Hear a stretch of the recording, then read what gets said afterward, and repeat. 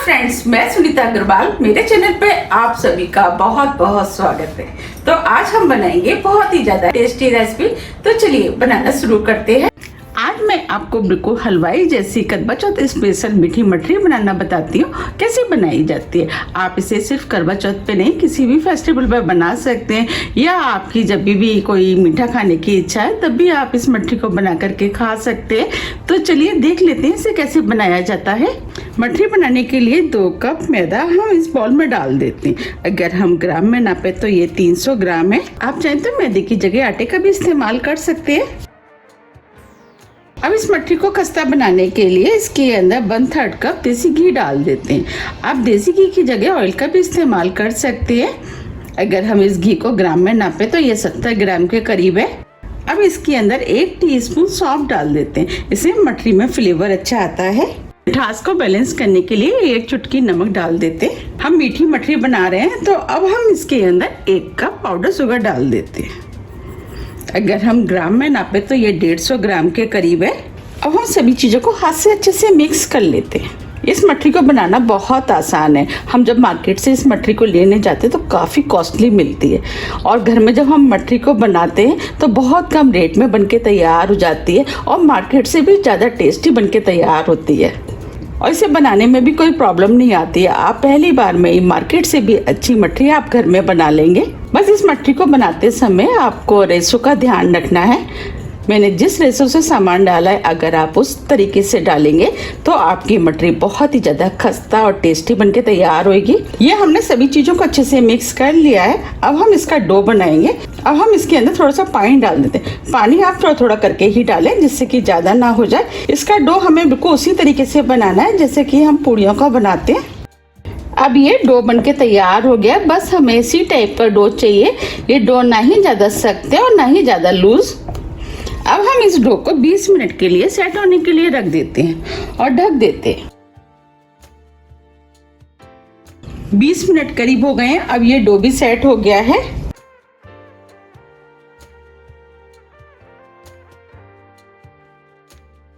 तो अब हम इसको 2 भागों में डिवाइड कर देते हैं। हम 1 बड़े नींबू के बराबर की लोई तोड़ेंगे। लोई आप अपने हिसाब से थोड़ी सी छोटी या बड़ी भी कर सकते हैं। आपको जितनी बड़ी मठरी बनानी है उस हिसाब से आप लोइयों को तोड़ लें।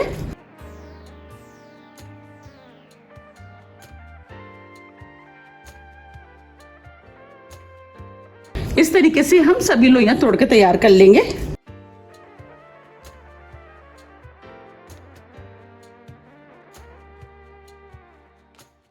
ये हमने लोइयों को तोड़ के तैयार कर लिया है। अब हम इसमें से 1 लोई ले लेते हैं और इस लोई को इस तरीके से हम थोड़ा सा चिकना कर लेते हैं।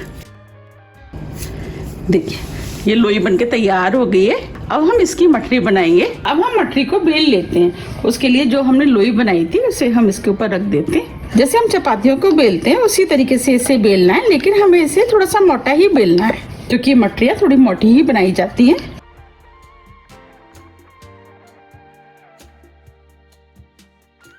ये हमने मठरी को बेल लिया है। अब मैं आपको पास से भी दिखा देती हूँ। देखिए हमें इस तरीके की मोटी बिली हुई मठरी चाहिए। अब ये मठरी फूले ना, उसके लिए हम इसके ऊपर फोक से छेद कर देते हैं, क्योंकि फूली हुई मठरियाँ देखने में सुंदर नहीं लगती हैं। देखिए हमने मठरी में छेद कर दिए हैं। इस तरीके से हम सभी मठरी बना के तैयार कर लेंगे। ये हमने सभी मठरियों को बना के तैयार कर लिया है। चलिए अब हम इनको फ्राई कर लेते हैं। हमने मठरी को फ्राई करने के लिए कढ़ाई में ऑयल गरम करने के लिए रख दिया था। अब हम इस ऑयल को चेक कर लेते हैं। तो अब हम इसके अंदर थोड़ा सा डो डाल देते हैं। देखिए डो के आसपास बबल्स आ रहे हैं, इसका मतलब ऑयल गरम हो गया है। अब हम इसे निकाल लेते हैं और जो मठरियाँ हमने बनाई थी वो हम कढ़ाई में डाल देते। जितनी मठरियाँ कढ़ाई में आएंगी उतनी हम डाल देंगे।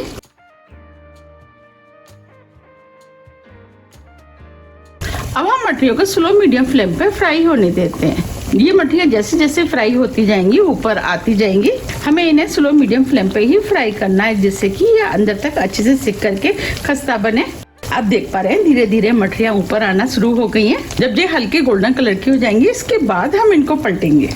हमारी कढ़ाई छोटी है इसीलिए इसके अंदर 4 मठरियाँ आई हैं। अगर आपके पास बड़ी कढ़ाई है तो आप इससे ज़्यादा भी मठरी डाल करके सेक सकते हैं। अब ये मठरियाँ हल्के गोल्डन कलर की हो गई हैं। अब हम इनको पलट देते हैं।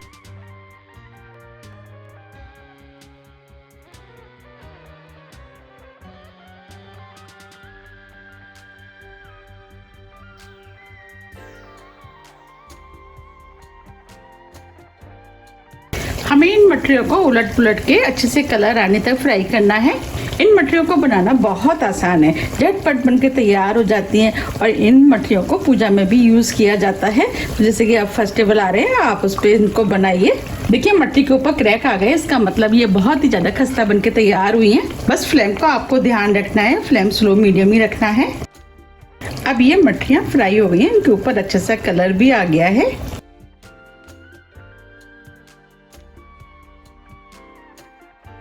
अब हम इनको छलनी में निकाल लेते हैं।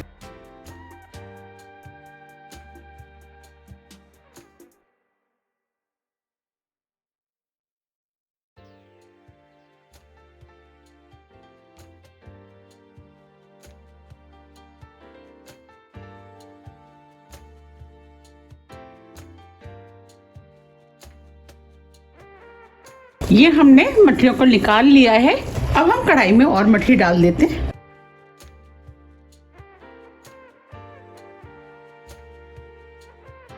अब इनको भी हम बिल्कुल उसी तरीके से फ्राई करेंगे जैसे हमने पहले की थी। अब ये मठरियाँ भी सिक गई हैं, इनको भी हम निकाल लेते हैं।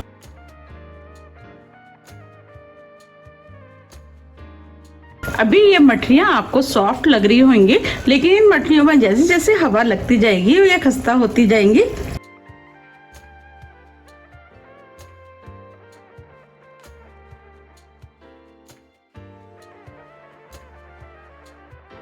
इस तरीके से हम सभी मठरियों को बना के तैयार कर लेंगे।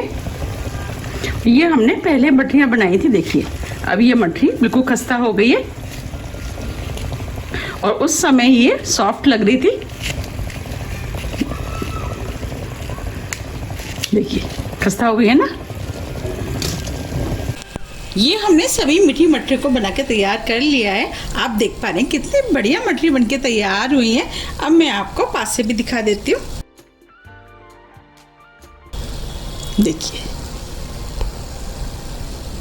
कितनी बढ़िया मठरी सिकी है। ये मठरियाँ खाने में बहुत ही ज़्यादा टेस्टी लगती हैं।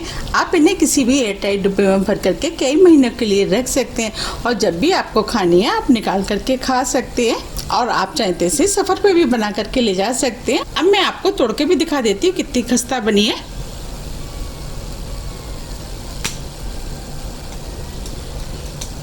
देखिए बनी है ना कितनी खस्ता और अंदर तक कितनी बढ़िया सिकी हुई है।